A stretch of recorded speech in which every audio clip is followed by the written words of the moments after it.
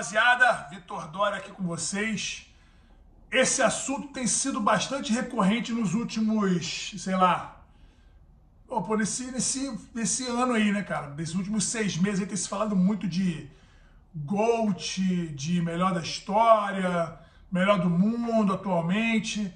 É um assunto muito recorrente e que causa muita discussão, muita argumentação.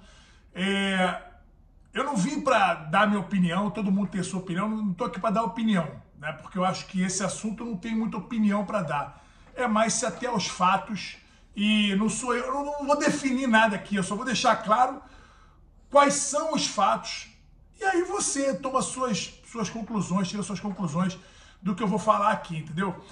Não que isso seja um assunto importante, não é um assunto importante. Eu só acho que é algo que está movendo aí a comunidade do jiu-jitsu, muita gente falando, muita gente dando sua opinião e puxa para lá, puxa para cá.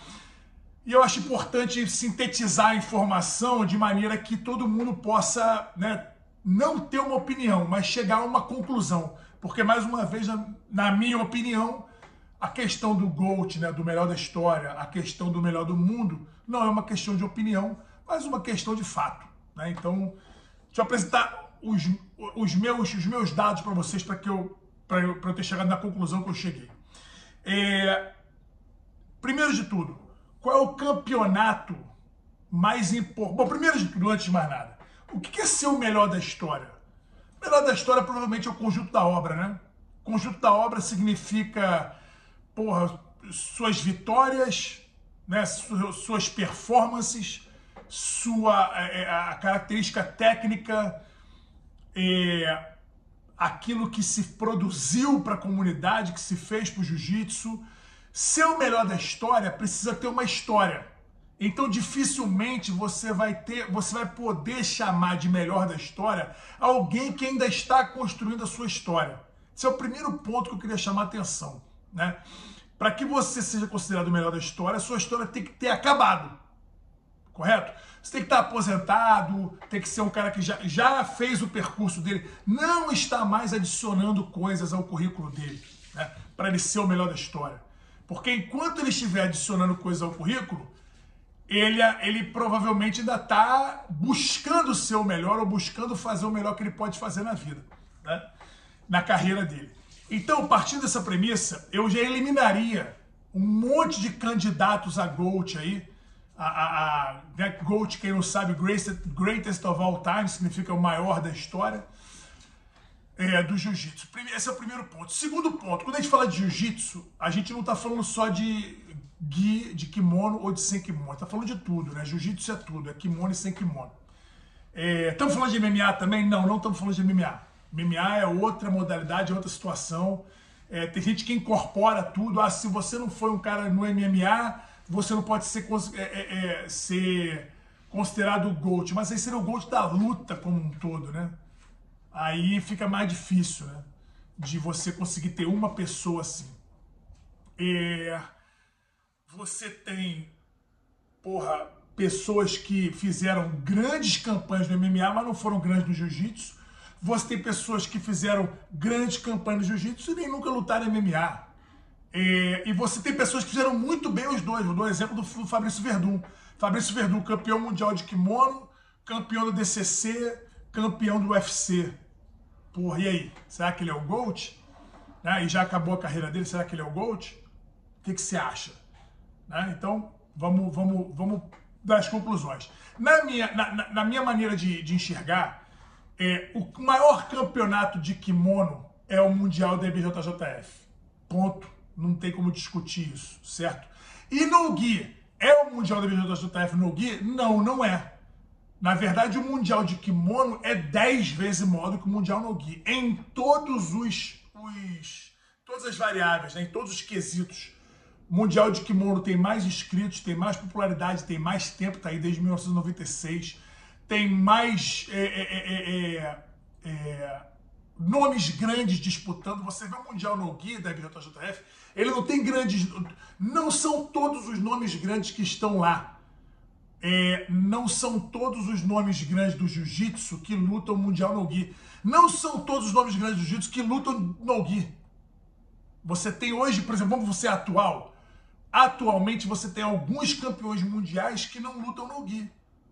Por exemplo, o Eric Muniz não luta no gi. O Tainan Dalpra não luta no gi. Você tem alguns, por exemplo, o Braguinha, ele já lutou no gi, mas não é uma coisa que ele faz recorrente, entendeu? Você tem uma enormidade de atletas, campeões mundiais de altíssimo nível do kimono, que nem sequer competem no no-gi. Então, esses, para mim, eles ainda estão construindo a sua história e tal. E você tem do passado também vários caras que foram as grandes estrelas do kimono que nem sequer competiram no no-gi, não deram muita bola para isso. O que não é problema. Não existe um concurso de melhor do mundo e nem de melhor da história, né? Existe, a questão do melhor da história, que é a primeira que eu estou tratando aqui, da maneira que eu vejo.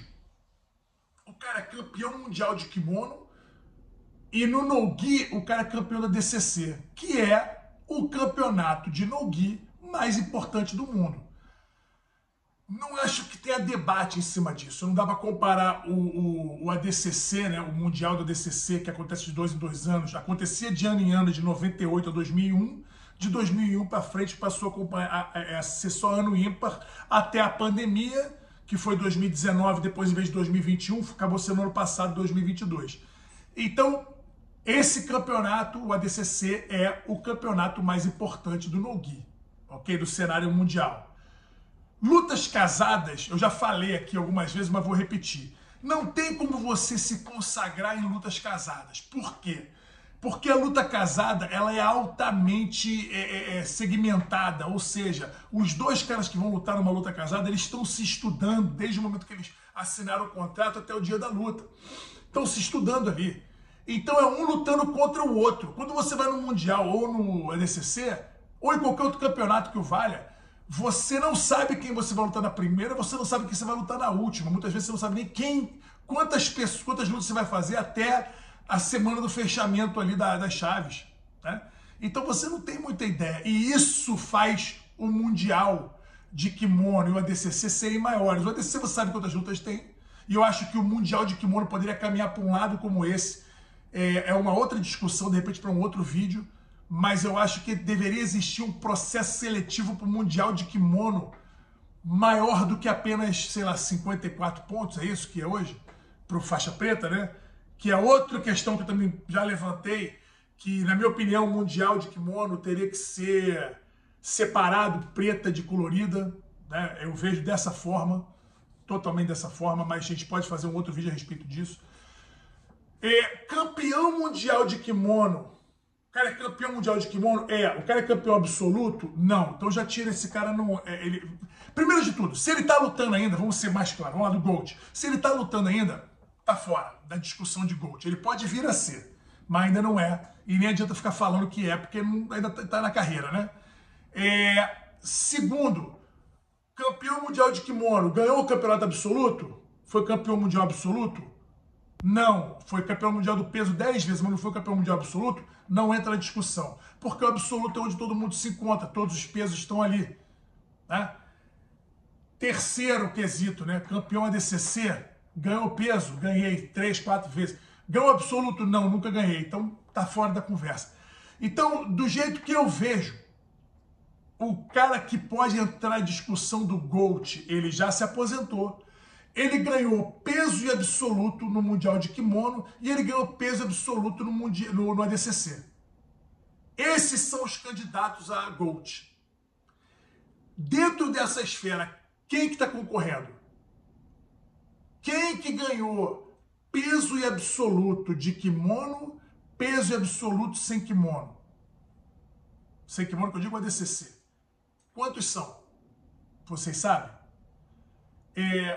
O único cara que eu tenho notícia que fez esse feito, que cumpriu esse feito, é o Roger Gracie. Ele foi campeão peso absoluto no kimono, foi campeão peso absoluto no ADCC. Ok? Tem mais algum? Tem o fulano. Eu lembro que o Zé Mário Sperry foi campeão peso absoluto no ADCC, mas não foi campeão peso absoluto no kimono, na BJJF. Não foi. Eu sei que o Pé de Pano, por exemplo, foi campeão peso absoluto no kimono, mas não foi campeão ADCC, mas não foi campeão absoluto ADCC. Não foi, né? O Jacaré foi campeão peso absoluto no kimono. Foi? Acho que foi. Foi campeão peso absoluto no ADCC? Não, né? Ele não ganhou absoluto ADCC. Agora estou um pouco confuso. Mas, anyway, se tem mais de um além do Roger, aí vamos para a próxima etapa, da maneira que eu vejo. Alguém finalizou todas as lutas no kimono? Alguém finalizou todas as lutas no ADCC? O Gordon finalizou todas as lutas no ADCC. Não, ele não finalizou. Ele não finalizou todas as lutas nem em 2019, nem em 2022, que foram os anos que ele foi campeão absoluto. Minto. 2019 foi o ano que ele foi campeão peso absoluto, certo? 2022, desculpa, 2022 ele foi campeão no peso, ele não podia lutar absoluto, fez a super luta, ele finalizou todas, as 5 lutas. Não, 4, ele não finalizou o Vitor Hugo. Então tá aí. Tô falando tudo isso por quê? Porque eu não sei de ninguém que tenha cumprido esses quesitos que eu coloco pra mim como definidores do GOAT. Ganhou peso absoluto kimono, peso absoluto ADCC, né, na mesma edição, finalizando todas as lutas do kimono, finalizando todas as lutas do ADCC. Ninguém fez isso além do Roger Gracie. Então, para mim, do jeito que eu vejo, a minha conclusão é: o número 1 da história tem que ser o Roger Gracie por causa disso. Campeão peso absoluto no kimono, finalizando todas as lutas da mesma edição. Campeão peso absoluto no ADCC, finalizando todas as lutas da mesma edição. Mais alguém fez isso? Não, ninguém. Então, ele é o único. Certo? Dessa forma eu cheguei à conclusão, eu vou falar na minha opinião, mas não é, da maneira que eu vejo a situação toda, que o Roger Gracie é o maior da história. Do passado, do presente, é ele. No futuro, nós podemos ter, digamos que o Gordon Ryan vá para o kimono e resolva lutar o Mundial e ganhe tudo, finalize todo mundo no Mundial. Se ele finalizar todo mundo no ADCC, tá aí, ó. Tem mais alguém que possa concorrer? O Nicolas falando, pô, sou o melhor da história do kimono. Eu não sei se ele tá falando que é o melhor de todos, mas o melhor da história do kimono. Ele pode vir a ser. É só ele entrar no Mundial, que ele deixou de competir agora, e ganhar peso absoluto, finalizando todas as lutas. Ele pode, no kimono, já cumprir. E ele tem tempo para fazer a mesma coisa no ADCC. Lutar peso absoluto, finalizar todas as lutas. Ele está de parabéns de ele ter feito na primeira edição do ADCC dele, pegar 2 medalhas, uma no peso e uma no absoluto. Ele foi para a semifinal do peso e foi para a final do absoluto. Pô, feito incrível para uma primeira edição de ADCC, de um cara que nunca lutou no Gui. Praticamente, tinha lutado 3 lutas casadas. Então, realmente é um cara que é candidato. Não sei se é o tesão dele, se é a vontade dele fazer isso. Não sei se o Gordon quer atingir esse feito. O que eu vejo muita gente querendo fazer é falar que é. Mas quem tem boca fala o que quer. Então, por isso que eu me atenho aos fatos. Tá? Por isso que eu me atenho aos fatos. Então, dessa forma, gente, eu cheguei à minha conclusão. O Roger Gracie é o número 1 da história do jiu-jitsu. E se alguém quiser fazer, tomar esse título dele, tomar esse trono dele, vai ter que fazer o que ele fez, né? Como a gente falou aqui. Quem é o melhor do mundo atualmente? O melhor do mundo atualmente a gente pode separar por kimono e sem kimono. Porque não tem ADCC esse ano de 2023. Só ano que vem. No ADCC 2021, 2022, o melhor disparado foi o Gordon. Né? O que ele fez ali ninguém nunca fez. Ele lutou a categoria e lutou a super luta. Ninguém fez isso. Então, realmente o melhor do ano, o melhor do mundo no Nogi foi o Gordon ano passado. Esse ano o Gordon não lutou. Teve algumas oportunidades, alguns problemas pessoais aconteceram, ele não lutou. Ele pode ser considerado o melhor do Nogi hoje? Ele pode pelos feitos passados. Eu concordo com isso. Né? Como esse ano não tem ADCC, na minha opinião, o trono dele fica ocupado até o próximo ADCC. Se por algum problema ele não lutar, o trono fica vago. Quem ganhar o peso e o absoluto, quem fizer a performance daquelas espetaculares de ganhar peso absoluto, toma o trono dele. Ah, mas e se ele lutar a super luta, ele vai lutar com o Yuri Simões. Se ele lutar a super luta e não lutar mais nada, aí você me diz o que você acha. O cara lutou só a super luta no ano inteiro. Né? Fez algumas lutas casadas e lutou super luta no ADCC.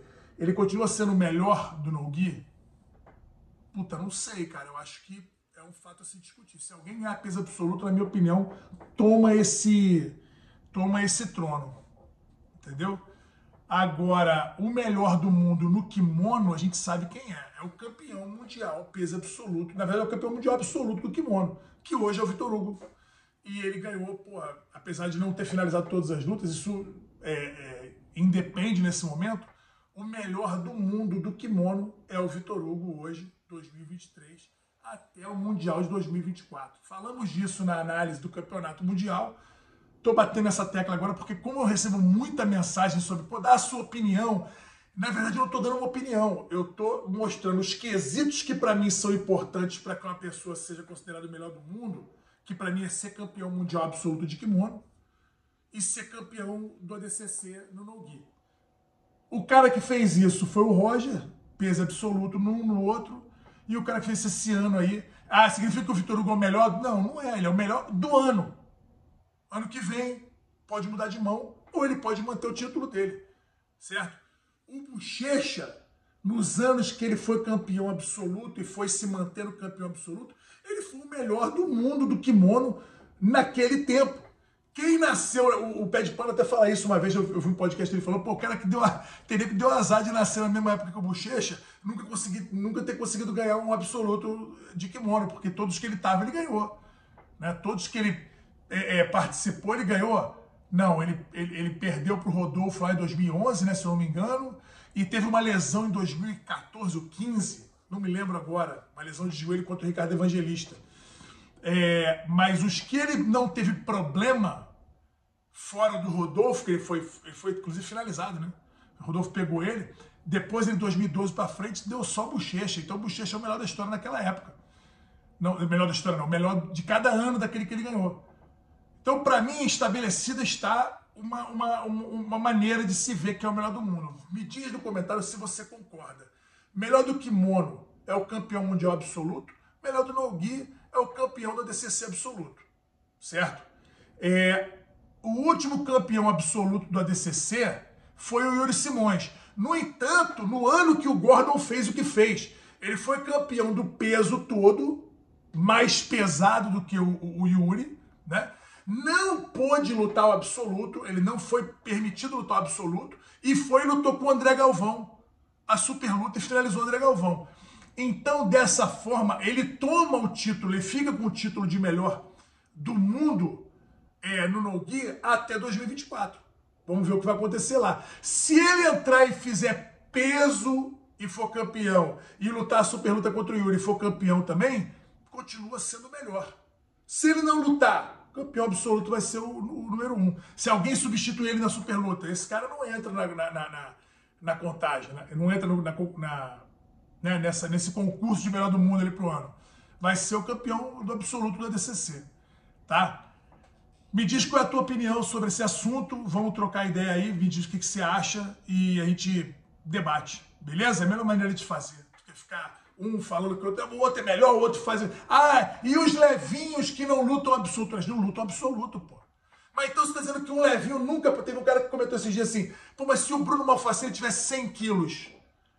Porra, ele não poderia se ele tivesse 100 quilos. Mas se ele tivesse 100 quilos, será que ele faria o que ele fez na carreira dele? A mesma coisa o Cobrinha? Será que ele tivesse 100 quilos, ele teria a mesma destreza que ele teria como ele tem com 70, com 60 e pouco? O Rafael Mendes, o Marcelinho Garcia, todos que foram comentados aqui, mas os caras não ganharam absoluto porque eles são muito menores. Paciência, né? Paciência. Não tem jeito. Se a gente for falar de qualidade, qualidade, eu acho o Marcelinho Garcia melhor tecnicamente do que o Vitor Hugo. Você acha, é sua opinião. Tem caras que ainda não foram campeões que podem ser até mais técnicos. Entendeu? Então, a questão de debate técnico, ela fica muito na área da opinião pessoal. Né? Eu tenho a minha opinião com relação a quem eu acho mais técnico. Outros vão discordar completamente e não tem ninguém errado. É opinião, né? Então, cada um na sua. Eu tenho a minha maneira de ver, cada um tem a sua maneira de ver. É isso, rapaziada. Queria meter esse vídeo aí, saber o que vocês acham e comentem aí pra gente poder debater esse assunto aí, que é legal. Beleza? Forte abraço, rapaziada. Valeu!